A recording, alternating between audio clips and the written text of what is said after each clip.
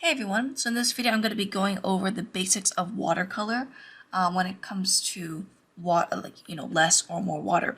So these are the materials that you will need. You'll need your watercolor set. You can use any set that you want. Just make sure it's a nice quality that is good for making art. Not the cheap kinds that you find at the toy store, not those kinds. You have your watercolor pad or paper. You have a glass of water. I have a little cute mason jar that looks like a little mug. And then you have your brush. So I'm using my koi watercolor brush that comes with my koi watercolor set for now, just because it's a nice size to work with. Optional, if you want, you can get another one of these what's it called? These push watercolor pens as watercolor brushes as well. These have a thicker bristle and will have a different shape. However, in this case, these kinds of this koi brush will work just fine.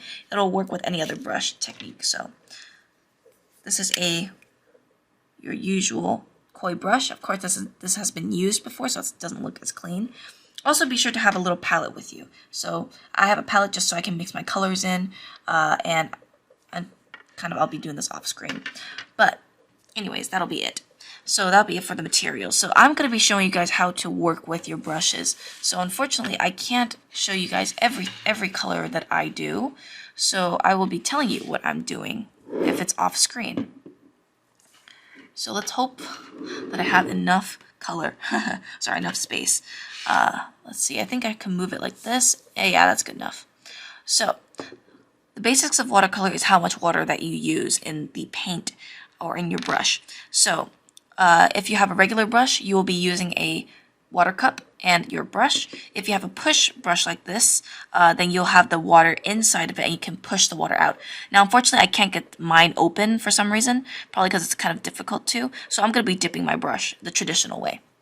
So there's one way that you can paint. You can paint wet or you can paint dry. So this is what wet looks like. And I will show you guys. I'll label this wet and then dry. So when you do wet first, that means you make the paper wet.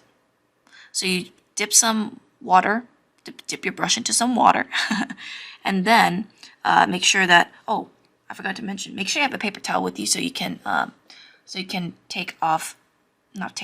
just wipe off the color off of your brush. So we first want to make sure that this is nice and wet, or for the paper. So it doesn't look like it's being, it's wet right now, but it is. I can feel it. Just make sure it's not to the point where it's like super shiny.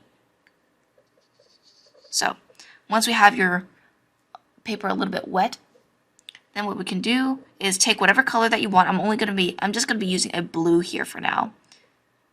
And once you apply blue, then apply it onto your wet paper brush. So you can see it looks kind of splotchy. It looks very, very light.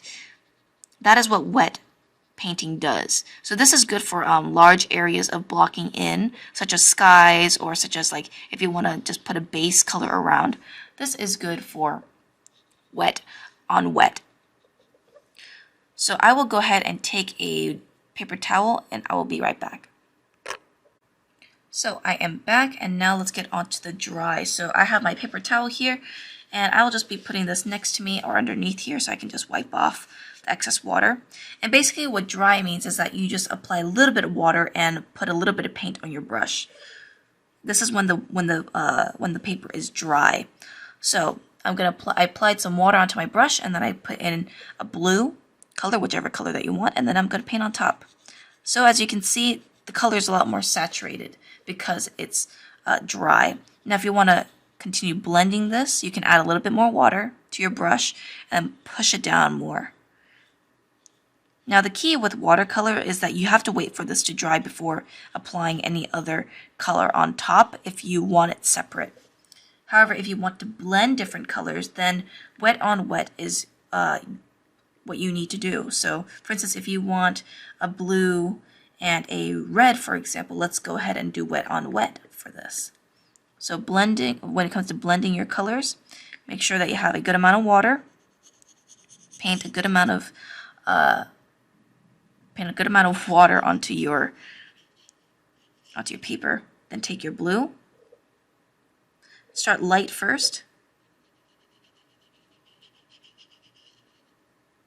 fact, maybe I'll put a little bit more pigment on top. Put a little bit of blue. And then before this dries, wipe it off. Take a nice red, whichever red that you want. And then dip it in a little bit of water again. And then you can apply and blend your colors. So let me go ahead and do that again. Apply color in between. You can see that starts blending in the colors a lot smoother than when you go dry. So you can see here, this is already dry here, so it's a very, very faint color. You want to start with that as always when you are doing watercolor.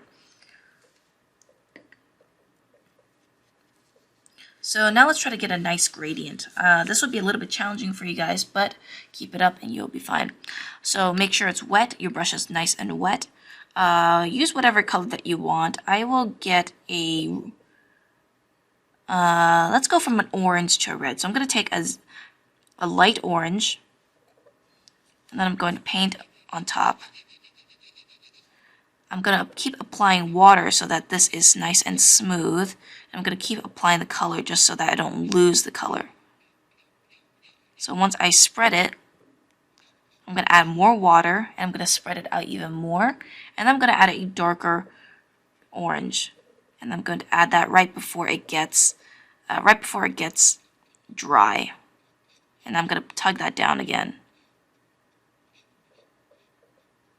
So this is good for gradients. So you can see that there's no like choppiness into the drawing. So now I'm going to add a really nice red, and then I'm going to do that again. I'm going to just blend that in to my drawing here.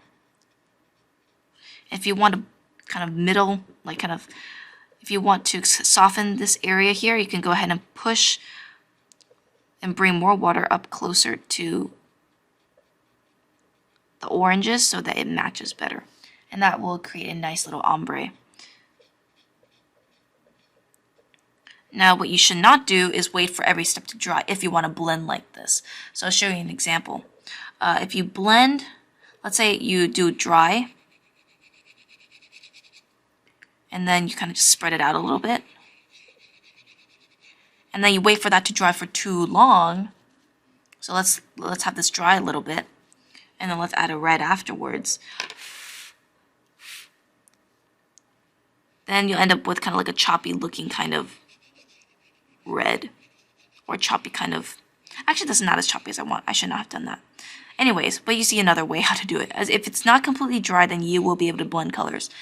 However, if you kind of go with the same color, and then suddenly, okay, actually this is a good example right now.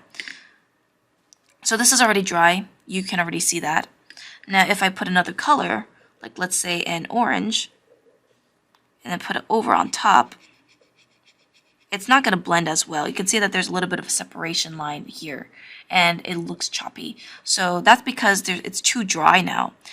You don't want to apply, if you want to blend colors, you don't want to apply them when they're dry. You want to apply them while it's still wet. So that's just another thing that you guys can do. So yeah, that is pretty much it when it comes to blending and water and the amount of water that you have. This will be good enough for working with characters in watercolor. So I hopefully that this was understandable for you guys. Let me know what you guys think, and I'll see you guys in the next one. Bye-bye.